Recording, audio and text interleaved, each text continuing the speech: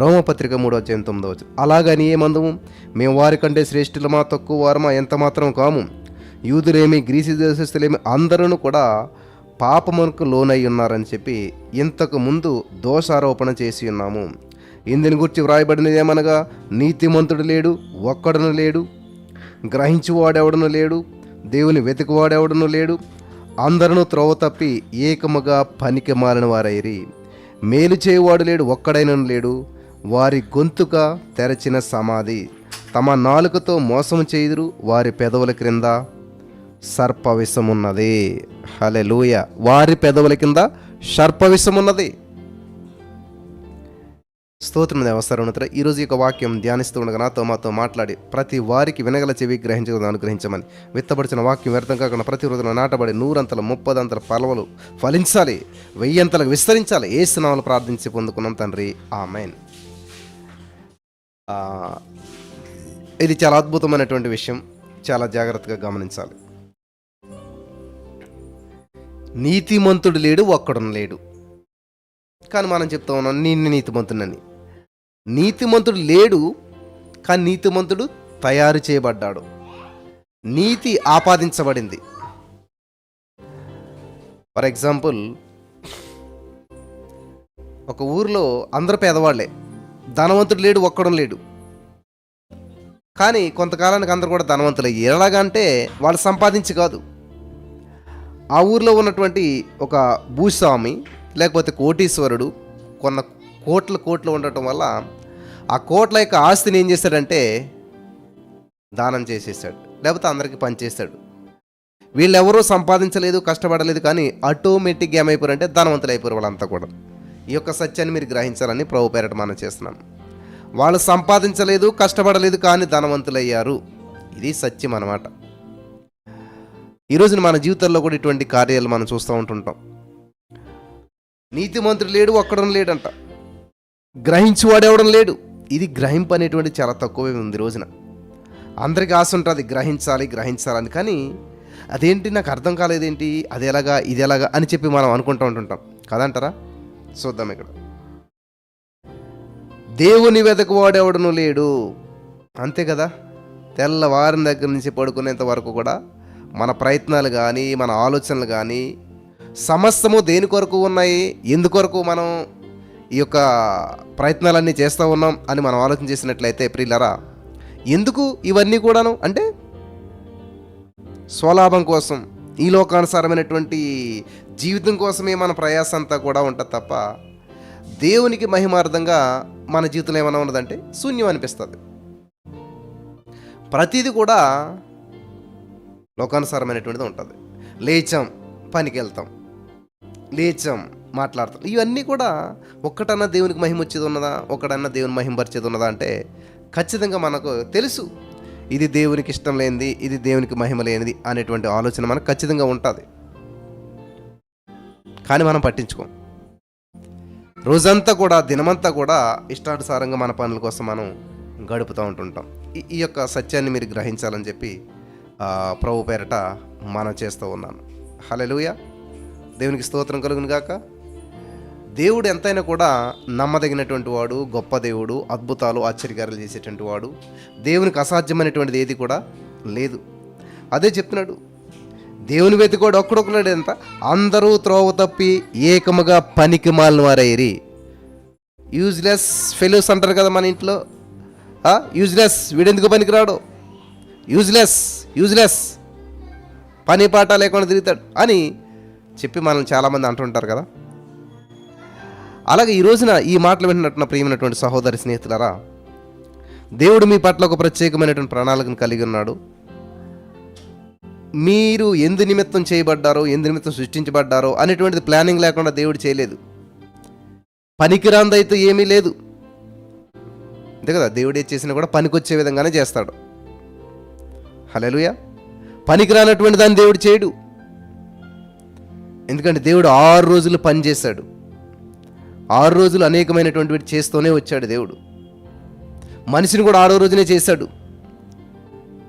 పనికొచ్చే పాత్రగానే చేశాడు తప్ప పనికిరాని దానిగా చేయలేదన్నమాట. కానీ మన జీవితంలో అనిపిస్తుంటుంది అనమాట, నేను ఎందుకు పనికిరాను, నేను ఎవరికి నచ్చను, లేకపోతే నేనేం చేసినా కూడా అది విస్తరించదు, ఫలించదు, అన్ని ఫెయిల్యూర్ అని చెప్పి మనల్ని మనం ఏం చేస్తూ ఉంటుంటామని చాలా తక్కువ అంచనా వేసుకుని చూస్తూ ఉంటుంటాం. కానీ దేవుని ఉద్దేశం అలా కాదు. మనం ఎప్పుడు కూడా ఫలించాలి, విస్తరించాలి, అభివృద్ధి చెందాలి. ఫలించడం అంటే ఏంటి? పనికి రావటం అనమాట. ఫలించడం అంటే ఏంటి? ద్రాక్షవల్లి విస్తారంగా ఫలిస్తుంది. ఎవరి కోసం? తన కోసమా? ద్రాక్ష చెట్టు ద్రాక్షకాయలు ఎప్పుడైనా తింటుందా?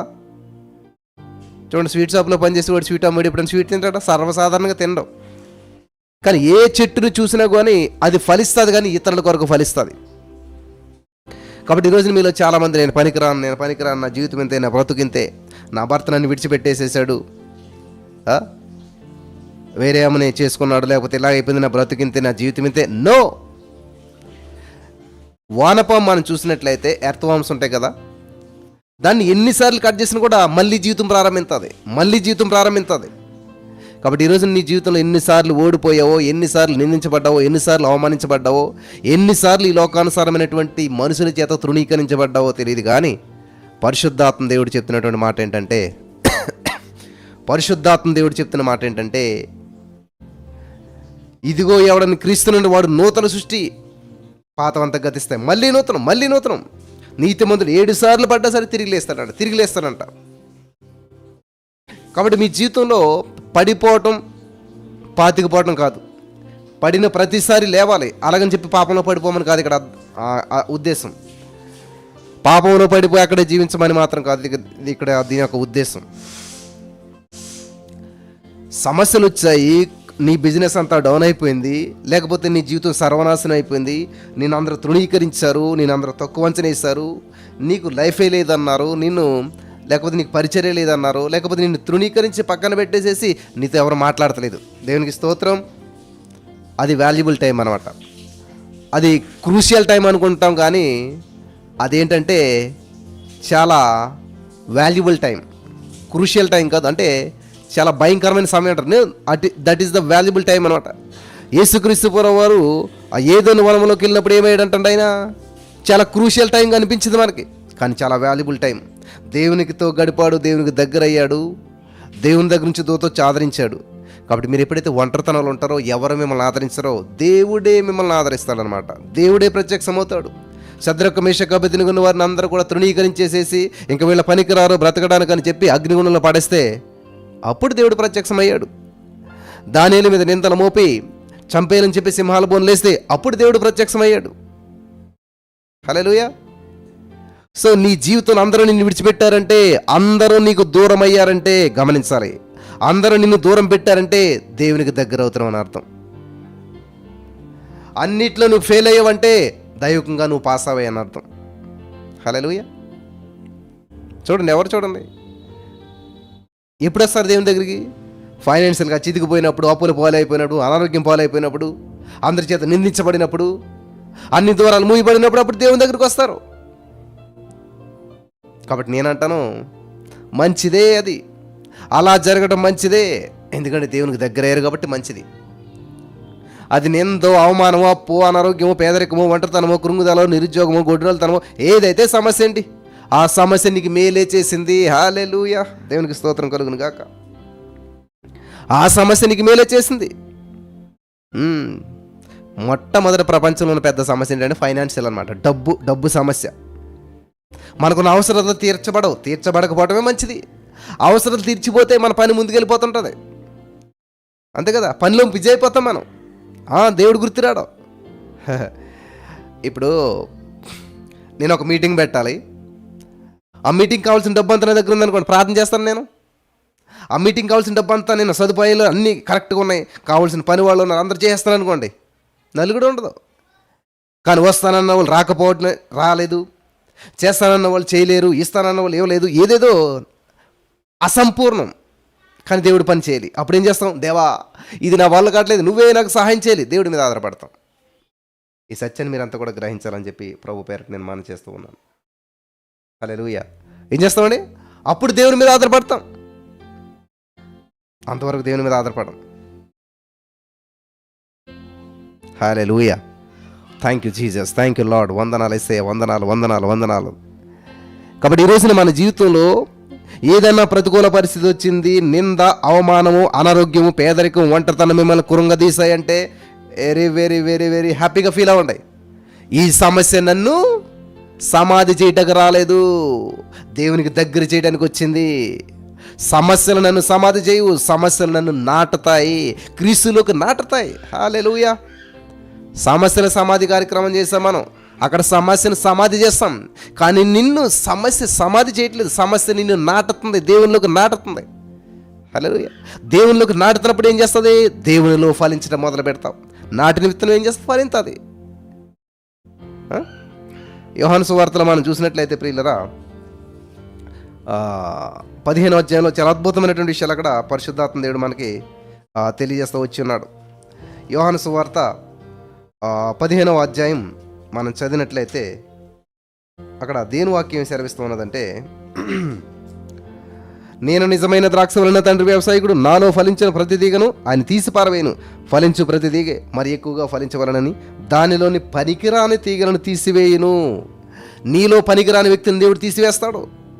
నీతో కానీ నీలో కానీ ఏదైతే పనికిరాందో దాన్ని తీసివేస్తుంటాడు. బాధపడకూడదు. నెయిల్స్ కట్ చేస్తాం, ఒకసారి బ్లడ్ కూడా వస్తుంటుంది, కొంచెం రాంగ్గా కట్ అయ్యి. అలాగే మన బాడీలో కొన్ని ఎక్స్ట్రాలు ఉంటాయి, అన్ని కట్ చేస్తుంటారు డాక్టర్. ఫ్యాట్ కానీ లేకపోతే ఏంటంటే వేస్టేజ్ అంతా కట్ చేసినట్టు బాధ అనిపిస్తుంది. గమనించాలి. నేను మీతో చెప్పిన మాటను బట్టి మీరు ఇప్పుడు పవిత్రులై ఉన్నారు. మాటను బట్టి పవిత్రులై ఉన్నారట. ఎంత వర్డ్ ఆఫ్ గాడ్, దేవుని వాక్యం ఎంత విలువైందో తెలుసా? దేవుడు చెప్పే మాటను బట్టి పవిత్రులు అవుతున్నారట. మాట మనిషిని స్వస్థపరచడం అంటే ఎంత అద్భుతం అండి. చాలామంది వాక్యం వింటే అయిపోతుందా? అంతే కదా. ఎక్కడో కెనడాలో ఉండి వింటున్నారు, ఇజ్రాయెల్లో ఉండి వింటున్నారు, కువైట్లో ఉండి వింటున్నారు, ప్రపంచం నలుపుల నుంచి వాక్యం వింటూ ఉన్నారు. వాళ్ళు వినటం వల్ల ఈ రోజున అనేక మంది బ్రతికారు. చాలామంది సాక్షులు చెప్తే నాకు ఆశ్చర్యం అనిపిస్తుంది ప్రియులారా, చాలా ఆశ్చర్యం అనిపిస్తుంది. అన్న ఈరోజు మేము బ్రతికున్నామంటే కారణం మీరు అనట్లేదు, నేను అనుకుంటాను కానీ నేను కాదు.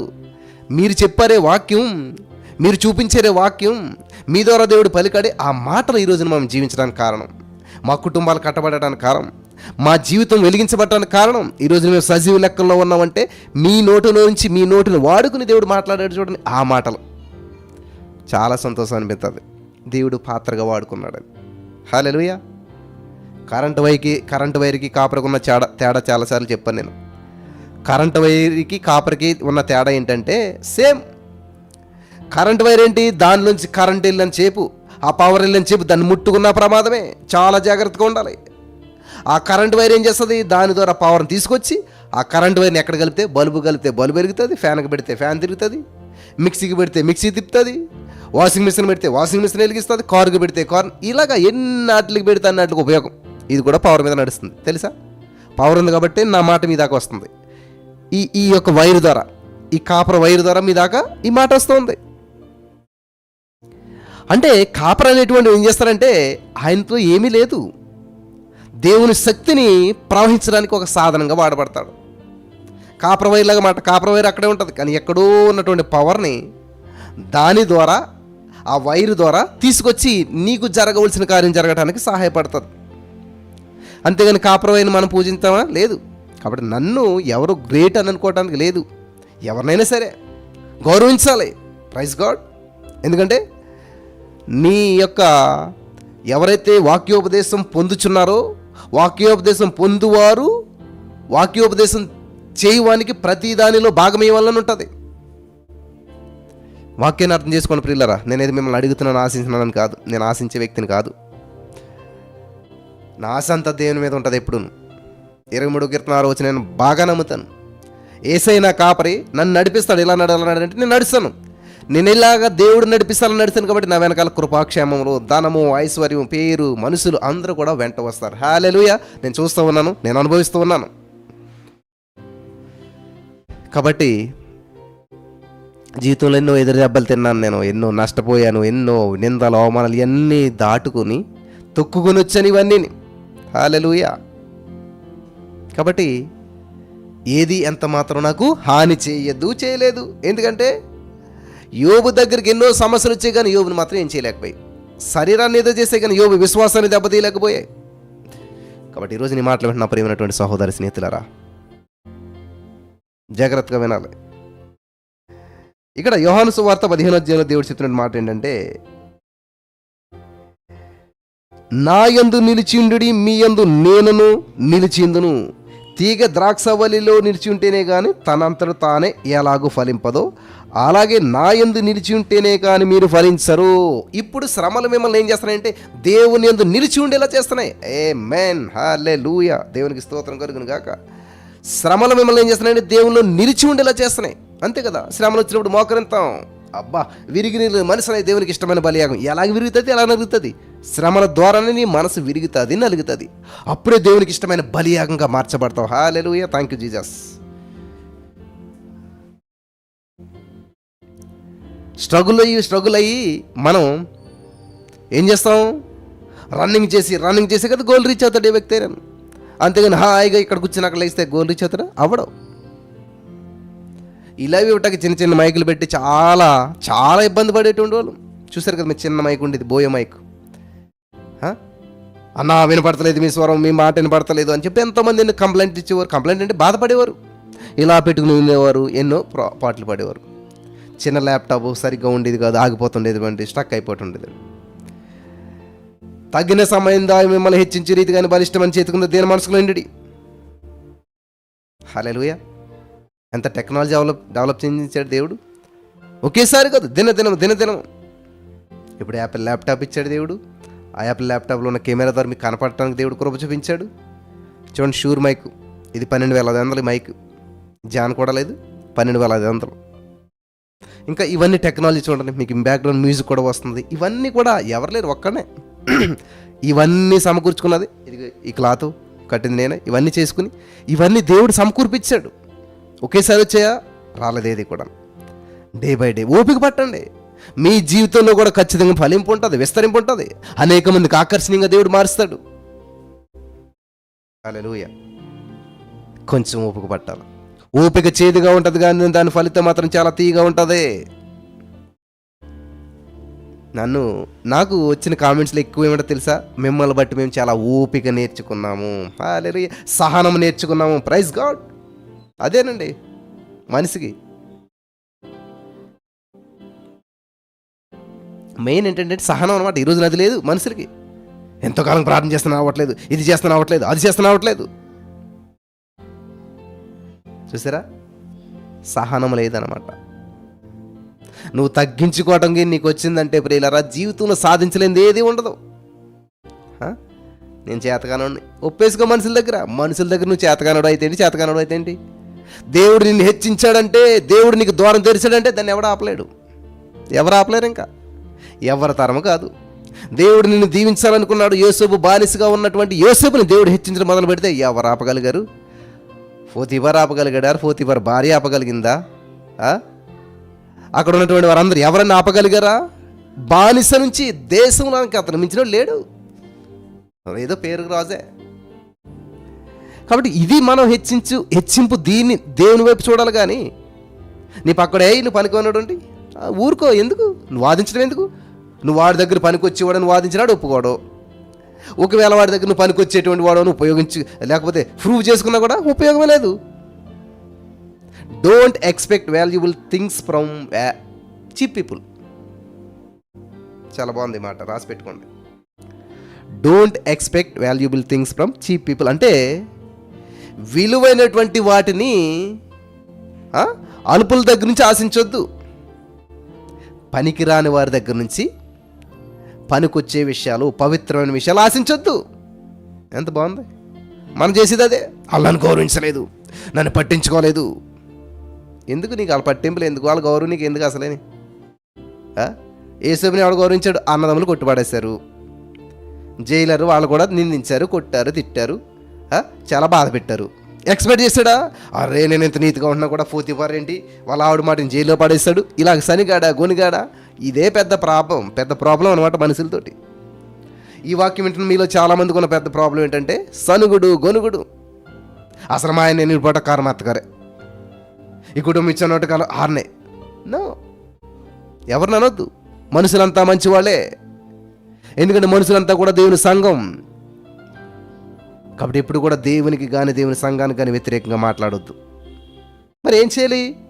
వాళ్ళలో ఉన్న ఈవిల్ స్పిరిట్, ఎస్ ఆమె చాలా మంచిది, నా భార్య చాలా మంచిది, నాకు తెలుసు ఆమె గురించి, ఆమె నా భర్త నా గురించి నాకు తెలుసు, నా గురించి నా గురించి తెలుసు, ఎక్కడో మిస్అండర్స్టాండ్ జరిగింది, ఎక్కడో సైతాను గాడు దురాత్మ ప్రభావం వల్ల అలా జరిగింది. హల్లెలూయా. సైతాను గాడు ఎఫెక్ట్ వల్ల ఇలా జరిగింది, సైతాను గాడు కలగజేసుకోవడం వల్ల ఇలా జరిగింది. చూసారా? అట్లా మనం ఆలోచించండి. అట్లా మనం దేవుని సన్నిధిలో ఉన్నట్లయితే ఎంత అద్భుతమైన కార్యాలు మనం చూస్తాం, ఎంత అద్భుతమైన ఫలితాలు మనం చూస్తాం. మనుషులు ఎవరు ద్వేషించలేమాకుడు, ఎందుకంటే దేవుడు మంచిగానే చేశాడు మనిషిని. సైతాను గాడు వచ్చే మనిషిని కలంగం చేశాడు. ఆదములో లోపం ఉందా, షుగర్ ఉందా, బీపీ ఉందా, కోపం ఉందా, ద్వేషం ఉందా, అసూయ ఉందా, అబద్ధాలు ఉన్నాయి? ఏమీ లేవు కదా. మరి ఎక్కడి నుంచి వచ్చాయి? సైతాను గాడు తీసుకొచ్చి పెట్టాడు, సైతాను గాడు నేర్పించాడు, సైతాను గాడు అలవాటు చేశాడు.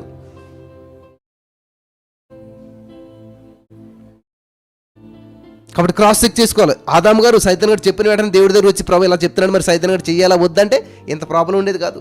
చెక్ చేసుకోండి మీద ఏదైనా సరే.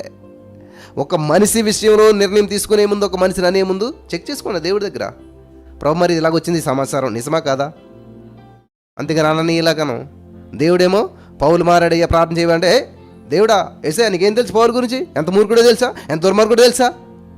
చాలు నీకు తెలిసిందంత ఇప్పుడు సమాధి చేసేసాను నేను. హల్లెలూయా. నీకు తెలియని సమాచారం నా దగ్గర ఉంది, నీకు తెలిసిన సమాచారం కాదు. కరెంట్ అఫైర్స్ అంటారు, అంటే అప్పటికప్పుడు జరిగిన విషయాలు. నీ దగ్గర జనరల్ నాలెడ్జ్ ఉంది, బాగానే ఉంది, కానీ నా దగ్గర కరెంట్ అఫైర్స్ ఉన్నాయి అంటున్నాడు దేవుడు. హల్లెలూయా. ఎందుకు బ్రదర్ అంత దూరం రావటం? అసలేని ఇంట్లో కూర్చొని చూస్తే సరిపోతుంది. చూడాలి, ఇంట్లో కూర్చొని చూడాలి. ఎందుకు పెళ్ళికి ఎందుకు వెళ్తాం మనం? ఎప్పుడు ఓసారి చదువుతుంది, పెళ్ళికి వెళ్ళాలి, ఫంక్షన్కి వెళ్ళాలి, ఫ్యామిలీ మీటింగ్కి వెళ్ళాలి, అంతేగాని ఇంకేమీ లేదు మన ఇంట్లోనే కూర్చుని ఉంటే ఎలాగా? కాబట్టి ప్రతిరోజు ప్రభు సన్నిధిలో గడపాలి. మీ ఇంట్లోకి నన్ను ఆహ్వానించాలి ప్రతిరోజు, ప్రతి పూట కూడాను. అలాగే నెలకోసారి ప్రతి 4వ శుక్రవారం నైట్ ఫిక్స్, ఇంకా ప్రతి నెల 4వ శుక్రవారం నైట్ ఎక్కడున్నా సరే రావాల్సింది అక్కడికి. ఎండైనా కొండైనా మంచు అయినా ఏదైనా సరే, ఇంకా ప్రతి నెల ఒక రాత్రి ఒక రోజంతా, ఒక నైట్ అంతా, ఒక సంపూర్ణంగా దేవుని సన్నిధిలో మహింపరచాలి మనం. హల్లెలూయా. వస్తున్నారు కదా, సిద్ధపడండి. ఆసక్తి ఉన్నవాడిని ఏ శక్తి ఆపలేదు. ఉన్నదా నీకు? ఉన్నదా? ఆసక్తి లేదని చెప్పండి. రావాలనుకుంటున్నాను బ్రదర్ గా, నో. నమ్ముట నీ వలన నమ్మవానికి సమస్తం సాధ్యమే. నువ్వు నమ్మిన దేవుని మహిమను చూస్తావు అంటున్నాడు. ఎవరితోటి? గమనించవలసినటువంటి విషయం ఇదంతా కూడా. నువ్వు నమ్మిన దేవుని మహిమను చూస్తావు. లేదు మా తమ్ముడు చచ్చిపోయిన 4 రోజులు అయిపోయింది. ఎన్ని రోజులు అయితే నాకు ఎందుకు? జీవమరణాలు నేనే ఇక్కడ, జీవాన్ని ఇక్కడ ఉన్నా నేను. హల్లెలూయా. కాబట్టి మీ పరిస్థితుల వైపు చూడొద్దు, ప్రతికూల పరిస్థితులను చూడొద్దు, ప్రభు వైపు చూడండి. నీ జీవితం సర్వనాశనం అయిపోయిందా? చిల్లి గవ్వ నీ దగ్గర లేదా? ఎస్, నా దగ్గర లేదు. నా దగ్గర చిల్లి గవ్వ లేని పరిస్థితిలో నేను హైదరాబాద్ వచ్చాను. నాకు నేను తప్ప ఎవరో తెలీదు. దేవుడు విడిచిపెట్టాడా? మీలో ఒంటరి అయిన వాడు 10,000 మంది అవుతాడు అంటాడు. 1000 మంది మీలో ఒంటరి 1000 మందికి దేవుడు 10,000 మందిని చేస్తాడు. మనం ఏదైనా ప్రోగ్రాం చేస్తాం చూడండి, మన సమాధి కార్యక్రమం 10,000 మంది చూశారు. 12 hours నాన్ స్టాప్ రైజింగ్, 12 గంటల ప్రభుతో 10,000 మంది చూశారు. చూసారా? ఎందుకని అంటారు? ఒంటరితనం చాలా విలువైనటువంటిది. నువ్వు ఒంటరివి అనుకుంటున్నావు, కానీ ఈ లోకంలో నేను ఒంటరేమో, కానీ ఇదిగో యుగ సమాప్తి వరకు సదాకాలం నేను మీలో ఉన్నాను అంటున్నాడు దేవుడు. మరి నేను ఒంటరిని ఎలాగవుతాను? సర్వ సృష్టికర్త నా పక్షాన ఉంటే, దేవుడు నా పక్షాన ఉండగా నాకు విరోధి ఎవడు? విరోధి ఏంటి? అప్పుల గురించి మీకు ఏం తెలుసు? ఎస్, అప్పుల గురించి నాకు తెలుసు, అనారోగ్యం గురించి నాకు తెలుసు, పేదరికం గురించి నాకు తెలుసు, ఒంటరితనం గురించి నాకు తెలుసు. పౌలు గారు అంటున్నాడు ఈ మాటలన్నీ కూడా. పేదరికంలో ఉండే ఎరిగినాను, సంపాదన స్థితిలో ఉండే ఎరిగినాను. హల్లెలూయా. కాబట్టి ఈ రోజున ఈ మాటలు వింటున్న మీలో చాలామంది జీవితాల్లో పెను మార్పులు సంభవించబోతున్నాయి. ఈరోజు నీ లైవ్లోకి మిమ్మల్ని అసాధారణంగా తీసుకురాలే దేవుడు సూపర్ న్యాచురల్గా ఒక ప్లానింగ్ చేశాడు. ఈ మాటల ద్వారా మీ జీవితంలో గొప్ప గొప్ప మార్పులు జరుగుతూ ఉన్నాయి. ఈ యొక్క వాక్యం మీ జీవితాన్ని వెలిగిస్తూ ఉన్నది. హల్లెలూయా. జ్ఞానం గలవాడు పని చేస్తే గొప్పతనమేనండి ఇదే. ఇప్పుడు మీరు ఈ లైవ్ చూస్తున్నారు, నాకు యూట్యూబ్ అంటే తెలీదు, ఈమెయిల్ ఐడి అంటే తెలీదు, ఏది కనెక్షన్ ఎలా పెట్టాలో ఏమీ తెలియదు అసలు. అటువంటిది ఈరోజున ఎంత టెక్నాలజీని ఇవన్నీ సెట్ చేయటాలు, ఇవన్నీ అసలు ఎలాగో ఏంటో ఒకసారి కూర్చుండి ఆలోచన చేస్తే లోపల ఎవరైనా ఉన్నారా? ఎస్ ఉన్నాడు, పరిశుద్ధాత్మ దేవుడు ఉన్నాడు. ఆయన ఏం చేస్తాడు? నడిపిస్తాడంట. నడిపిస్తాడు నా దేవుడు. పాడేస్తాం కానీ అర్థం తెలియదు మనకి. పాట అనేది పెదాలకు సంబంధించింది కదా, అదే చెప్తున్నాడు ఇక్కడ ఆయన. ఏం చెప్తున్నాడండి ఆయన? దేవుని వెతకు వాడెవడను లేడు, గ్రహించి వాడెవడను లేడు, పనికి మాలిన వారు అయిపోరంటండి. గ్రహించి వాడెవడో లేడు. బాధ. ఒక పాఠం చెప్పాక వినకపోతే పిల్లలు మాస్టర్కి ఎంత బాధ కలుగుతుంది? ఎంత కష్టపడి చెప్పండి, ఎవడో గ్రహించలేదు, ఎవడికి అర్థమయ్యేదంట. ఈ రోజున మన జీవితాలు కూడా అలాగ ఉన్నాయి. దేవుడు ఎంతగానో కష్టపడి, దేవుడి కష్టమేమి ఉండదులేండి, ఆయన చేయాలంటే ఏదైనా ఇస్తుంది. కానీ మనిషిలాగా తనకున్న ఆధిక్యతలన్నీ పక్కన పెట్టి నీ కోసం నా కోసం వస్తే ఈరోజు దేవుని సందర్భం అనుభవించలేకపోతున్నారు ప్రజలు. హల్లెలూయా. సంతోషంగా ఉన్నాను పిల్లలారా. సరే, మీ రాత్రి అంతా విచారంతో, బాధతో, వేదంతో గడిపారు. తెల్లారులకు రూపాయి అప్పు తీరిపోయిందా? 25 లక్షల అప్పు కాస్త 25 రూపాయలు తక్కువైందా? లేదే. మరి ఎందుకు విచారించడం? మీరు విచారించడం వల్ల మీ హైట్ ఏమైనా మూర పెరిగిందా? లేదు. మీ వెంట్రుక ఏమైనా తెల్ల వెంట్రుక ఏమైనా నల్ల వెంట్రుక అయిందా? లేదు. మీ వల్ల ఏమీ కాదు అన్నప్పుడు ఎందుకని అంటండి? ఇప్పుడు ఎంతో కష్టపడ్డా ఫలితం లేదంటే ఎలాగా? ఫలితం దక్కదని తెలుసుకుంటే దాని గురించి కష్టపడితే దాన్ని ఏమంటారు? జీతం ఇవ్వట్లేదండి కంపెనీలు, కానీ అయినా సరే నేను పని చేస్తానంటే బుద్ధిహీనత అంటారు కదా. అలాగే నీకు వర్కౌట్ కాదు, దానివల్ల ఫలితం లేదు, చింతించడం వల్ల ఉపయోగం లేదు అని తెలిసి కూడా చింతిస్తా కూర్చుంటే దాన్ని ఎవరేం చేస్తారు? నాకు చాలామంది ఫోన్ చేసి మనసు అంతా చాలా బాధగా ఉందని అంటారు. సరే అమ్మా, ఫోన్ పెట్టి అంటాను నేను. మనసు అంతా బాధగా ఉంటే ఏమైనా సాధించవా? మళ్ళీ నీ బాధ నాకెందుకు? నేను ఇలాగే స్ట్రైట్గా మాట్లాడతాను అనమాట. నువ్వు సంతోషంగా ఉండాలంటే ఏం చేయాలి చెప్పండి? హల్లెలూయా. ప్రభువు చెప్తున్నాడు వాక్యంలో, ఎల్లప్పుడూ సంతోషించాలంటే విచారం. ఎందుకమ్మా విచారం అంటే ఇది అలాగా, అది అలాగా, అది అలాగా, దాన్ని అన్నింటినీ సమాధి చెయ్యి. మీ ఆయన ఏమన్నాడు అది మనసులో పెట్టుకుని దాన్ని మళ్ళీ మళ్ళీ రికవరీ చేసుకుని గుర్తు చేసుకుంటుంటే అక్కడేముంది? కీర్తన గ్రంథంలో యెహోవా ధర్మశాస్త్రం నందు ఆనందించు, దివారాత్రం ధ్యానించువాడు ధన్యుడు. ధ్యానించు అనంటే లేదు, మా ఆయన ఇలాగన్నాడు, పక్కింటి ఆవిడ అలాగంది. వీటిని ధ్యానించుకుంటూ ఉంటే చింత, బాధ, సమస్య రాకపోతే ఏమి వస్తుంది? వింటున్నారు, చాలా జాగ్రత్తగా ఉన్నారు. చాలా ప్రాముఖ్యమైన విషయాలు ఇవన్నీ కూడా. ఇందుకే కదా జీవితంలో సంతోషించలేకపోతే. నవ్వెన్ని రోజులైంది మీరు మనస్ఫూర్తిగా నవ్వి? నవ్వండి ఒకసారి అన్నాను. ఎంతకాలం అయింది నవ్వి మీరు? లేదు కదా అసలే. నవ్వే పరిస్థితి రావట్లేదు. ఏం నవ్వుతాం బ్రదరు? ఇంటి నిండా సమస్యలు, ఒంటి నిండా రోగాలు. రాసుకోండి అన్నీ. ఏమి నవ్వుతాం, ఎలా నవ్వుతాం? ఇంత బాధలను.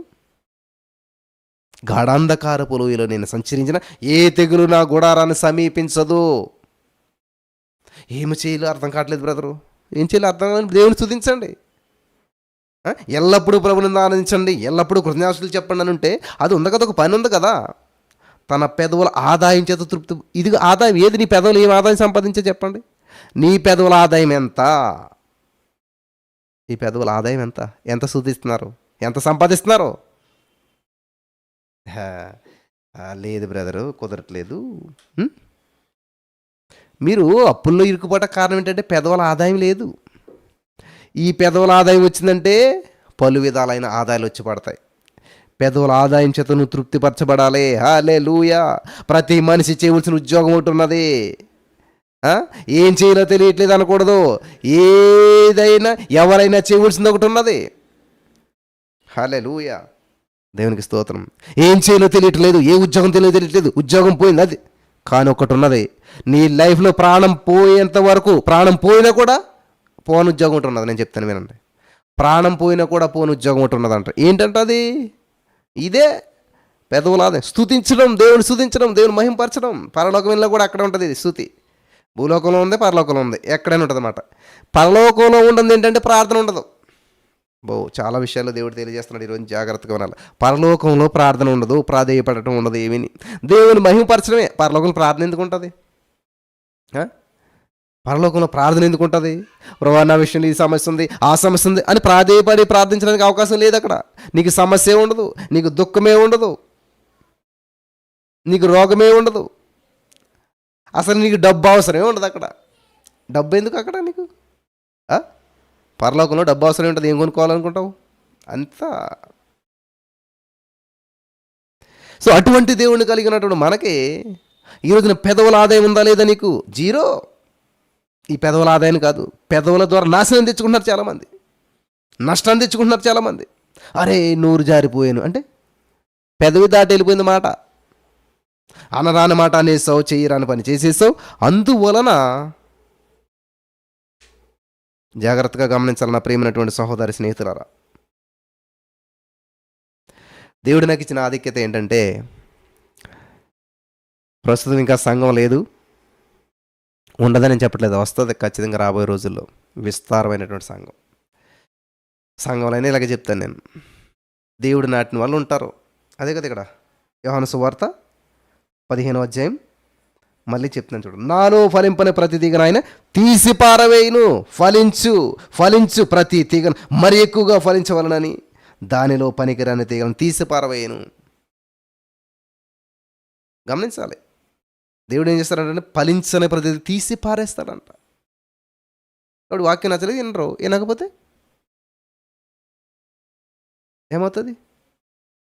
ఆ మాస్టర్ అంటే ఇష్టం లేదు, స్కూల్కి వెళ్ళాడు వాడు, కానీ మాస్టర్ చెప్పిన పాట వినలేదు. ఎవరి క్లాసు? మాస్టర్గా? నో, ఎగ్జామ్లో ఫెయిల్ అయి కూర్చుంటాడు వాడు. మాస్టర్కి జీతం బాగానే వస్తుంది. హల్లెలూయా. కాబట్టి నేను దేవుని పని చేస్తున్నాను, నేను నమ్మకం చేసుకుంటున్నాను నా పని నేను.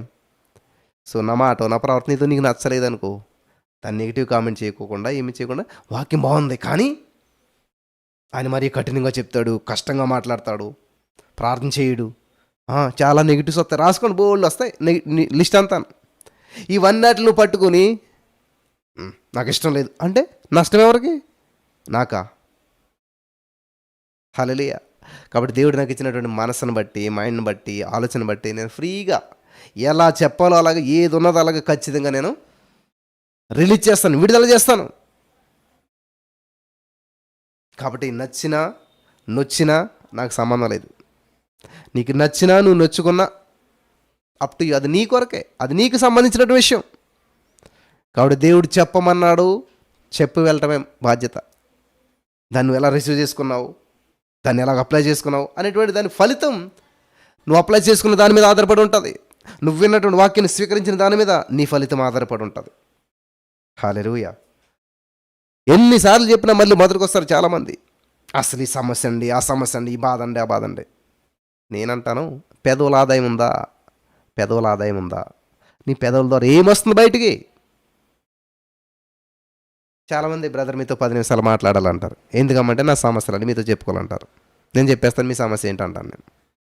ఉంటే ఆర్థిక సమస్య ఉంటుంది, అనారోగ్య సమస్య ఉంటుంది, మానసిక ఒత్తులు ఉంటాయి, కృంగుదలలు ఉంటాయి, అప్పులు ఉంటాయి, ఏదేదో సమస్యలు ఇవన్నీ ఏదోటి ఉంటుంది, గొడ్డులతనమో నిరుద్యోగం ఏదోటి. కాబట్టి దానికి సొల్యూషన్ కూడా నేను చెప్పేస్తాను. అయిపోయింది, 1 మినిట్ కూడా కాదు, 30 సెకండ్స్లో అయిపోయింది. హల్లెలూయా. 10 నిమిషాల్లో 30 సెకండ్స్లో నీది అయిపోతే మిగతా సమయం అంతా ఏం చేయొచ్చు? స్తుతించవచ్చు కదా. మరి స్తుతించండి, దేవుని మహింపరచండి, దానికి పెట్టండి సమయం అంతాను. హల్లెలూయా. చూసారా ఎంత సింపుల్గా? చూసారా సమస్యను డీల్ చేసుకోవటం? సమస్య సమస్య సమస్య సమస్య సమస్య సమస్య చిక్కు చిక్కు చిక్కు చిక్కు పడిపోతుంది. సమస్య గురించి ఆలోచించినట్లయితే, సమస్య గురించి చెప్పినట్లయితే, సమస్య గురించి ప్రచారం చేసినట్లయితే, సరే నీకు ఏదో సమస్య ఉంది పక్కడికి చెప్పావు, వాడు ఇంకొకటి చెప్పాడు. ఇప్పుడు ఏమైంది? నీ సమస్య కాస్త వాడికి తెలిసిపోయింది. సమస్య పెద్దదైందా చిన్నదైందా? ఓ, చాలా లాజిక్ ఉంది ఇందులో. నీ సమస్యని పక్కోడికి చెప్తే, పక్కోడు 10 మందికి చెప్తే, కాబట్టి ఇప్పుడు నీ సమస్య ఏమైంది? 10 మందికి తెలిసింది, పెద్ద సమస్య అయి కూర్చుంది. నీకు ఇలాగా అలాగా అంతా ఇంత అవునా? సో నీ సమస్య నువ్వే సమాధి చేసుకుంటే పక్కోళ్ళు కూడా తెలియదు అనమాట. అప్పుడు ఆ సమస్యను జయించి నువ్వు బయటకు వచ్చినప్పుడు అప్పుడు చెప్పు సమస్య గురించి. ఇంత కృంగుదల్లో, ఇంత ఇటువంటి పరిస్థితిలో ఉన్నప్పుడు దేవుడు నన్ను ఈ వాక్యం ద్వారా బలపరిచాడు. ఈ యొక్క వాక్యం వినటం ద్వారా, ఈ యొక్క వర్తమానం ద్వారా లేకపోతే ఈ పరిస్థితుల ద్వారా దేవుడు నన్ను బ్రతికించాడు, లేపాడు. అనేక మందికి ఈ రోజున దేవుడు, నేను చెప్పగలుగుతున్నాను అలాగే, ఎన్నో స్ట్రగుల్స్, సమస్యలు, ఇబ్బందులు కూడా వెళ్ళినప్పుడు ఎవ్వరూ పట్టించుకోరు, ఎవరు ఆదరించరు. అదంతే కామన్ అది. ఎందుకంటే నువ్వు గొప్ప అవుతాను ఎవరు ఎక్స్పెక్ట్ చేయరు కదా, నువ్వు ఉన్నతమైన స్థితికి వెళ్తావని ఎవరు ఎక్స్పెక్ట్ చేయరు కదా. అంతే, సమాధి అయిపోయావు, అయిపోతుంది పని, కోల్పోయావు, లాస్ అయిపోయావు, జీవితం నష్టపోయింది, ఇంకొంటావో పోతావు తెలియదు అనేటువంటి పరిస్థితి వచ్చేస్తుంది, విడిచిపెట్టేస్తాను నేను అందరూ. అప్పుడు దేవుడు నిన్ను ఎప్పుడు చేయబట్టుకున్నాడు? పేతురు చెయ్య నీటి మీద నడిచినంత చేయపు పేతురునేమి దేవుడు పట్టుకోలేదు. మునిగిపోతూ ఉన్నాడు, అప్పుడు కూడా పట్టుకోలేదు. మునిగిపోతూ ఉన్నప్పుడు యేసయ్యా రక్షించు అని పిలిచినప్పుడు వచ్చి దేవుడు చేయబట్టుకున్నాడు. ఏమొచ్చిందంటే పెదవుల ఆదాయం తెచ్చిపెట్టింది అక్కడ యేసయ్యని. అంతేగాని మునిగిపోతా కూడా పెదాలు మూసుకుని ఉంటే పేతురు పోయేవాడు, అయిపోయింది, క్లోజ్ అక్కడతోటి. కానీ ఏం చేశాడు? పెదవులను ఉపయోగించాడు. ప్రభువా రక్షించు అని కేకలు వేశాడు. పెదవులు ఏం చేసి ఆదాయం, జీవితాన్ని తెచ్చిపెట్టే అక్కడ. హల్లెలూయా. కాబట్టి ప్రభువును మహింపరచడానికి ఉపయోగించడమ్మా మంచిగా స్వరాన్ని, మాటల్ని, గొంతుని, ప్రతిదాన్ని కూడా.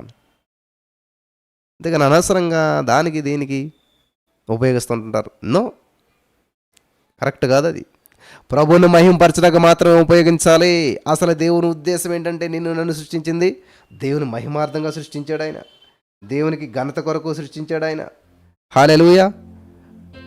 దేవుని మహిమార్థంగా, దేవుని ఘనపరచడానికి, దేవుని ఇష్టానుసారంగా మనం జీవిస్తామని చెప్పేసేసి దేవుడు నన్ను సృష్టిస్తే ఈ రోజున దేవునికి వ్యతిరేకంగా జీవిస్తూ ఉన్నారు. దేవుని ఘనపరచడం లేదు, దేవుని మహింపరచడం లేదు. హల్లెలూయా. కొన్నిసార్లు అనిపిస్తుంది, ఈ లైవ్లోకి ఎవరు వస్తారులే, చూస్తారులే అనుకుంటుంటాను నేను ఒక్కోసారి.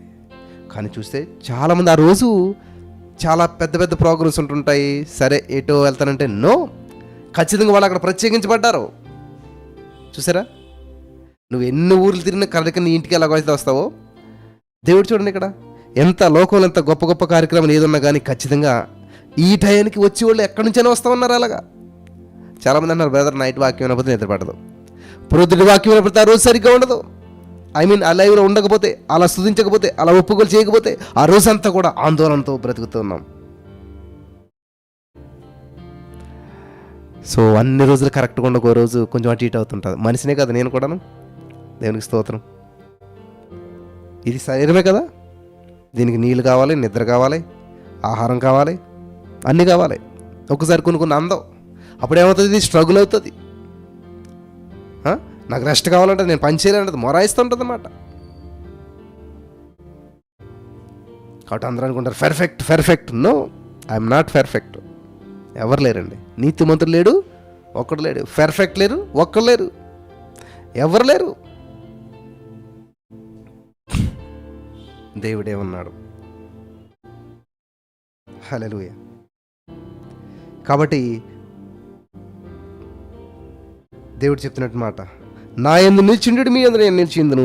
తీగ ద్రాక్ష వల్లి నిలిచింటేనే కానీ తనంతరాన్ని ఎలాగ ఫలించదో, అలాగే నా యందు నిలిచిండే కానీ మీరు ఫలింపరు. ద్రాక్ష వల్లిని నేను, తీగల మీరు.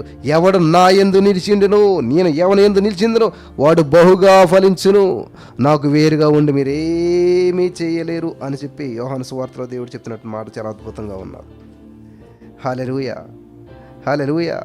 అందరూ త్రోవ తప్పిపోయి పాపం చేస్తున్నారంట. దేవునికి వేరుగా ఉండి మనం ఏమి చేయలేము. ఈ రోజున మరి ఈ మాటలు వింటున్నటువంటి ప్రియమైనటువంటి సహోదరి స్నేహితులరా, ఈరోజు చాలా అద్భుతమైన సందేశం. కనీసం 5-10 సార్లు అన్న మరలా వినండి వాక్యాన్ని అంతా కూడా. జీవితంలో మార్పులు జరుగుతూ ఉంటుంటాయి. హల్లెలూయా. వినటం వల్ల విశ్వాసం వస్తుంది. విశ్వాసం కలవానికి కొదువేమీ లేదు. విశ్వాసం కలిగినటువంటి వారు వీరులుగా తయారవుతారు. బైబిల్ గ్రంథంలో ప్రార్థనా వీరు లిస్ట్ లేదు, స్వస్థత వీరు లిస్ట్ లేదు, యుద్ధ వీరు లిస్ట్ లేదు, కానీ విశ్వాస వీరు లిస్ట్ ఉన్నది. హల్లెలూయా. విశ్వాస వీరు లిస్ట్ ఉన్నది. విశ్వాసం కలిగిన వారే వీరులుగా తయారవుతారు. విశ్వాసం ఉన్నవాడే యుద్ధంలో వీరుడవుతారు. విశ్వాసం ఉన్నవాడే స్వస్థతలో వీరుడవుతాడు. విశ్వాసం ఉన్నవాడే ఫైనాన్షియల్ విషయాల్లో వీరుడవుతాడు. విశ్వాసం ఉన్నవాడే దేంట్లోనైనా సరే వీరుడవుతాడు. అందుకనే విశ్వాస వీరుల లిస్టు. విశ్వాసంలో వీరుడయ్యాడంటే ఇంకా దేంట్లోనైనా సరే వీరుడే. హల్లెలూయా. దేనికి స్తోత్రం. కాబట్టి అటువంటి విశ్వాసం నీకు రావాలంటే ప్రార్థన చేస్తే రాదు, బైబిల్ చదివితే రాదు,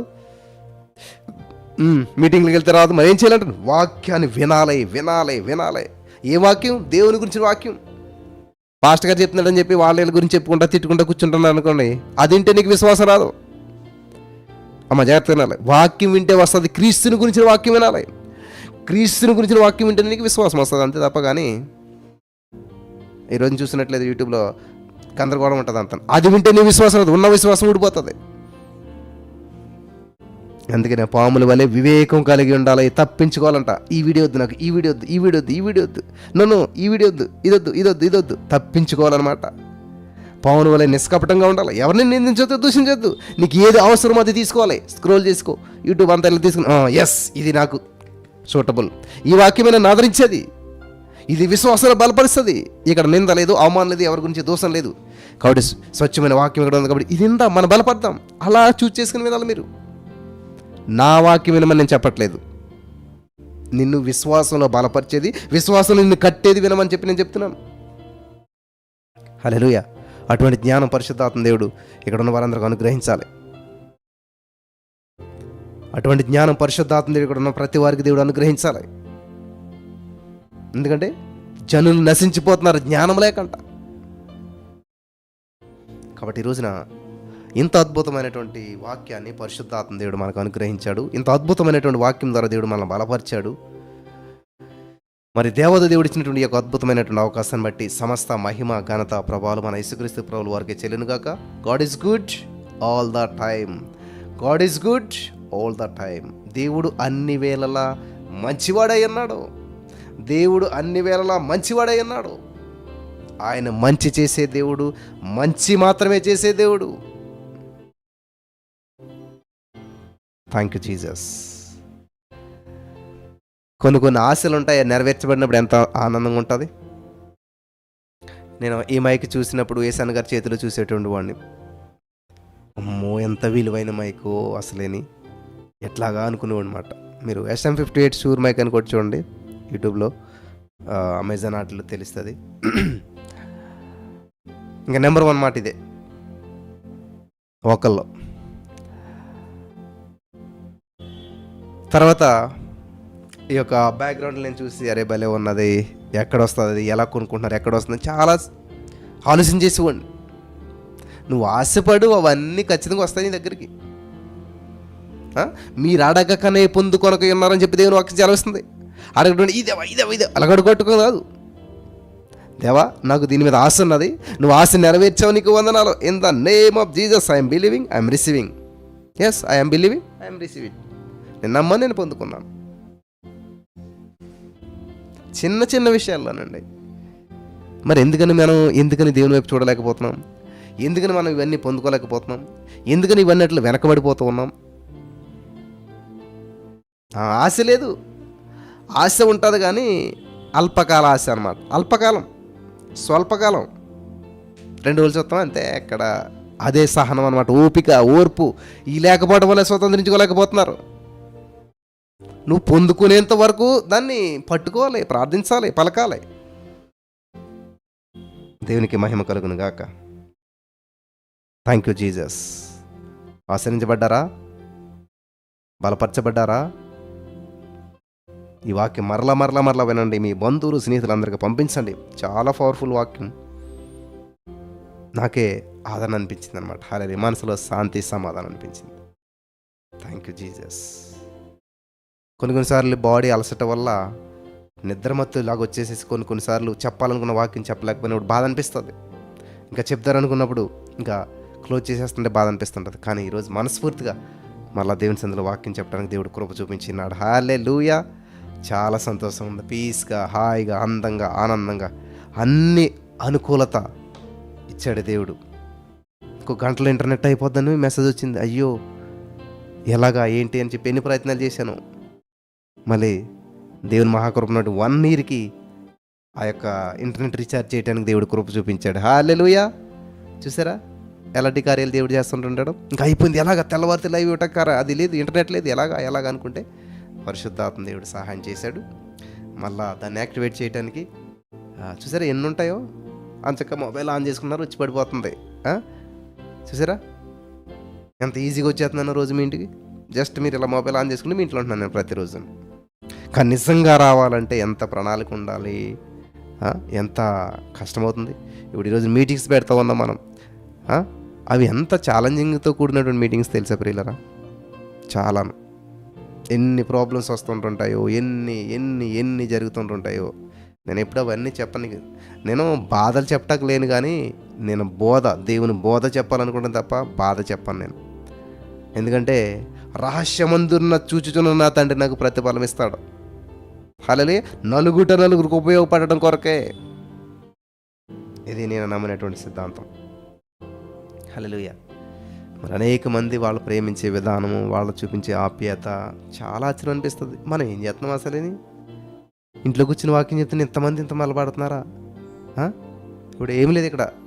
మన మీటింగ్స్లో అయితే జనం ఉంటారు, కానీ ఇక్కడ 4 గోడల మధ్యలో ఒక్కడే ఉన్నాను. కానీ మీటింగ్స్లో చెప్పిన వాక్యాలు కంటే ఇక్కడ ఇంట్లో చెప్పినటువంటి వాక్యాలు అనేక మంది జీవితాన్ని కట్టేశాయి.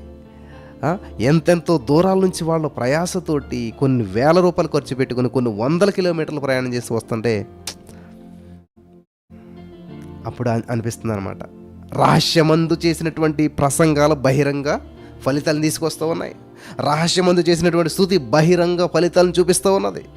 కాబట్టి ఈ రోజున మీ జీవితంలో కూడా ఇటువంటి ఫలితాలు మీరు చూడాలని నేను ఎంతగానో ఆశపడుతున్నాను. మరి దేవుని యొక్క కృప మీకు తోడయండి, మిమ్మల్ని అందరినీ కూడా ఈ విధంగా నడిపించిన గాక. ప్రియులారు గమనించండి, ఎర్లీ మార్నింగ్ 3:30, మధ్యాహ్నం 2:30, సాయంత్రం 8. ఈ 3 టైమ్స్ అందరికీ పరిచయం చేయండి. అందరూ కూడా దేవుని సందులో ఉండాలని చెప్పి ఆశపడమని చెప్పండి. బలపడండి. సమయం వృధా చేసుకోకుండా చక్కగా ఇందులో గడపమని చెప్పండి. నేను ఎవరిని ఏ విధమైనటువంటి కానుకలు అడగటాలు ఇబ్బందులు పెడతా అట్లా ఏముండవు. కాబట్టి చక్కగా వాక్యం వినండి, బలపడండి. హల్లెలూయా. మరి అనేక మందిని ప్రోత్సహిస్తున్నాడు కాబట్టి ఇవన్నీ నేను చేయగలుగుతున్నాను. నేను ఎవరో డబ్బులు ఇవ్వట్లేదని చెప్పట్లేదు. మీరు చాలామంది ధారాళంగా మరి ఈ యొక్క పరిచయం ప్రోత్సహిస్తూ ఉన్నారు కాబట్టి ఇవన్నీ ఎంత అద్భుతంగా జరుగుతూ ఉన్నాయి. నా ఒక్కడి వల్ల అయితే ఏమి జరుగుతుంది? నేనేమి చేయట్లేదు. చెప్పాలంటే ఇవన్నీ ప్రతిదీ కూడా మీలో చాలామంది ఈ యొక్క కార్యక్రమాల్లో ఉన్నటువంటి వారే. వీటన్నిటికి కారకులు అనమాట. రహస్యంగా నేను పరిచయం చేస్తాను. రహస్యంగా విత్తుచున్న వాళ్ళు చాలామంది ఉన్నారు. వాళ్ళందరికీ నా హృదయపూర్వకమైన వందనాలు తెలియజేస్తూ ఉన్నాను. మరి ఇచ్చినటువంటి ప్రతి వారు నేను చెప్తూ ఉన్నాను. మొన్న ఒక సాక్షి మీరు వినే ఉంటారు. ఒక ఆమె ఎవరో తెలియదు అసలేని 1 lakh రూపీ కానుక పంపింది. వెంటనే యాపిల్ ల్యాప్టాప్ కొనడం జరిగింది. దేవునికి స్తోత్రం. విచిత్రమైన విషయం ఏంటంటే ఆమె ప్రేయర్ కూడా చేయించుకోలేదు నా చేత. అసలు ప్రార్థన చేయండి అని కూడా అడగలేదు. అయిపోయిన తర్వాత వితిన్ 1 వీక్లో మరి వాళ్ళు 1,25,00,000 రూపాయలు ఖరీదైన ఇల్లు కొనుక్కున్నారంట. 1,00,000 రూపాయలు దేవుని సందికి ఇస్తే ఎంత అద్భుతం చూసారా? అమ్మయ్య, దేవునికి స్తోత్రం అనిపించింది. ఇచ్చి లాస్ అయిపోలేదు.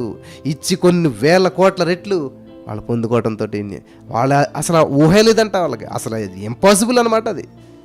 కానీ అంతగా దేవునికి స్తోత్రం వేసాయా. ఇది సారవంతమైన నాలుగా చేస్తున్నందుకు నీకు వందనాలు వేసాయా.